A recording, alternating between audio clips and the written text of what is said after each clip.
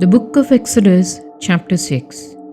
After Moses complained that things had only gotten worse, the Lord spoke to him. God said, "Now you will see what I will do to Pharaoh.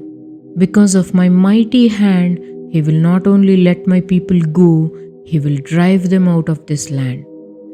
God reminded Moses of who he is. "I am the Lord. I appeared to Abraham, Isaac, and Jacob, but by my name, the Lord, I did not fully make myself known to them.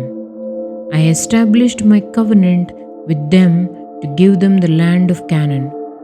Now I have heard the groaning of my people in Egypt, and I will remember my covenant." Then God gave a beautiful promise. "I will bring you out from under the yoke of the Egyptians. I will free you from being slaves. I will redeem you with my mighty hand and acts of judgment. I will take you as my own people, and I will be your God. You will know that I am the Lord your God, and I will bring you to the land I promised."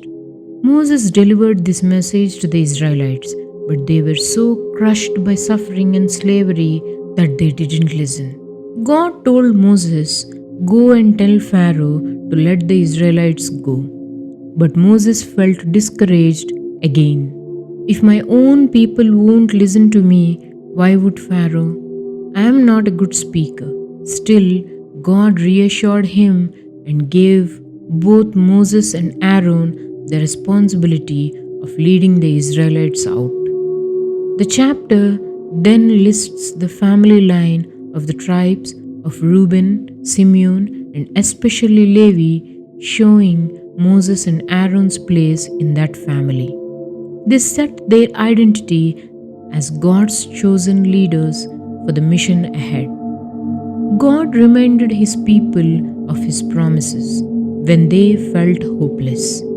Even when the Israelites couldn't believe because of their pain, God's word stood firm. He promised freedom, redemption, and a future, and nothing Pharaoh could do would stop it.